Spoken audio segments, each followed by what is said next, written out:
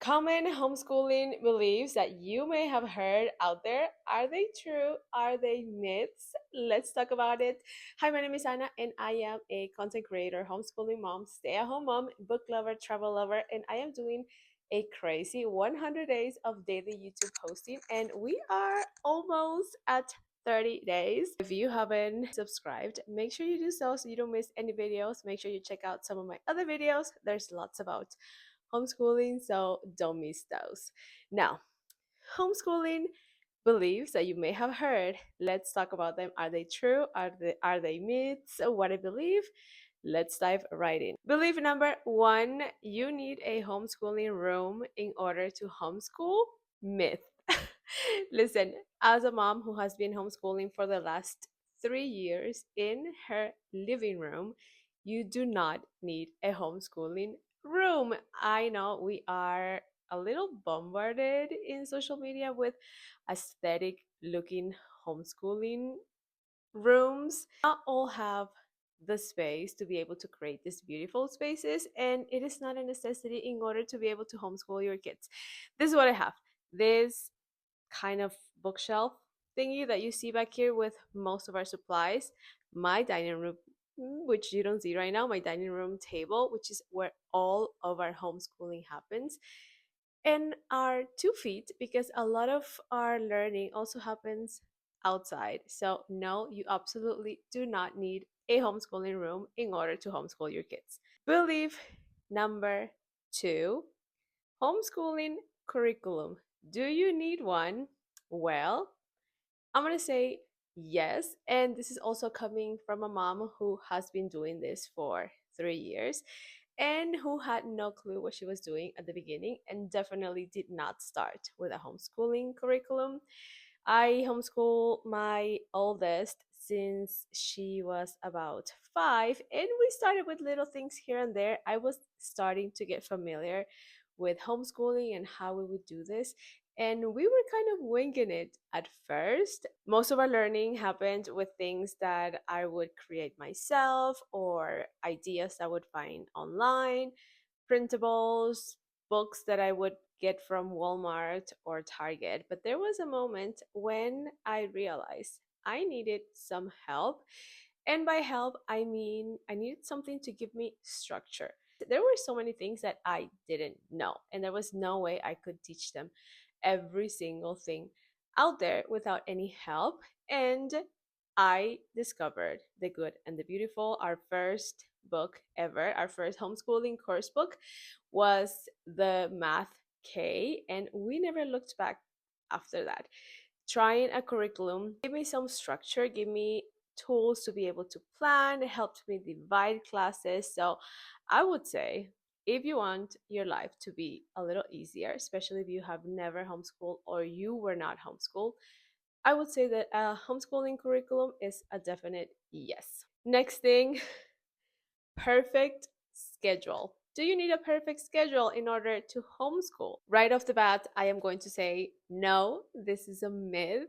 And this is coming from a mom who, aside from homeschooling, also works from home, and her days are never the same.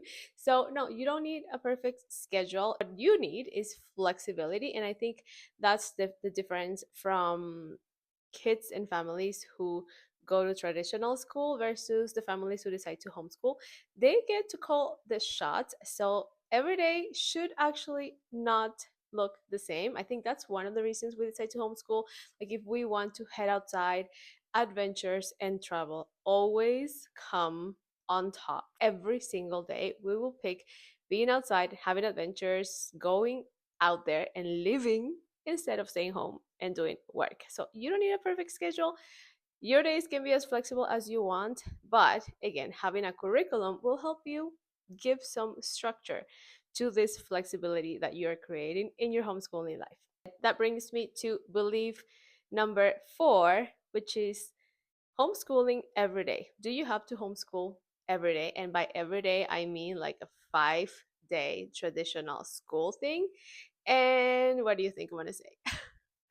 No. I don't think you need to homeschool every single day. That's the fun of it, right? Again, we get to call the shots, and we have been conditioned to think that learning has to happen in this amount of hours, this specific days, from this time to this time, and in this environment. So it's kind of like we've been put in a box, and no learning can happen outside of that. And when we decide to homeschool, we kind of break the rules by a lot, and then we start realizing things that we did not know. I didn't grow up homeschooled, so I was very much into the belief of whatever I learned in school. But when I started homeschooling, I realized that if my kids can finish their work in 2 hours, why would we need to spend 6 hours, 6 hours, 8 hours sitting down on a table doing work? So no, we don't homeschool 5 days a week. Most of our weeks are like three, four, and then we mix them with learning outside. We love having experiences, and I think life is the biggest teacher.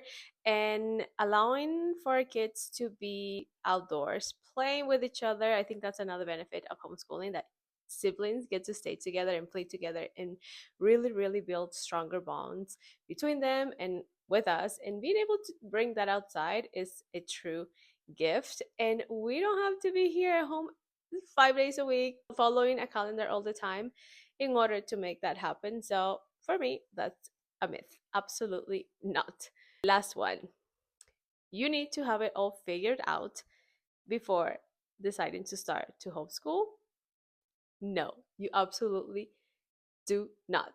And I know it can be really scary. You kind of want to, for everything that you're trying, especially if it's for the first time, you kind of want to feel like you know, like you've got this before starting. And it's just natural behavior because it's like stepping into unknown ground. But I want to encourage you. There is so much learning that happens as you go. And you think you're teaching your kids and they're the only ones who are learning when you're homeschooling, but in fact, you're learning so much as well. I have learned so many things about me, about the ways I teach, about my kids, because now I don't only homeschool my oldest, I homeschool my middle kid, and I kind of homeschool my little one too, because we do this as a family and she tags along. And I have learned that not all of my kids learn the same way. And when you are in school, like you compare, everyone is kind of learning the same thing, everyone is treated the same, so the environment is different. And my point was like, when you are figuring things out, you learn all of these things and you're able to tweak things. So don't be afraid to start with whatever you have, whatever you know. The most important thing is that you feel the urge to try this, even if it feels scary. And that's the biggest first step, your biggest signal as well that you can have. So start before you're ready. You may have heard this before. Do it. You will learn so much by actually doing. Get involved with other moms who are already doing it. Check out their routines and talk to them. You will find inspiration in seeing the people who are already doing what you want to do. And you will discover your own way to do this whole homeschooling thing. So, no, you don't need to know everything before getting started. There you have it. That's all I have. If you are a homeschooling mom, say hello. If you want to homeschool, say hello as well. Make sure to check out all of my other videos. I have some fun things on homeschooling. I'm also going to leave some resources here for you because they're going to come in really handy. It's like a free compilation of free homeschooling resources, including free curriculum by The Good and the Beautiful. So make sure you check that out. And that's it. Subscribe. Make sure you join me on this crazy challenge. And I will see you tomorrow on the next video.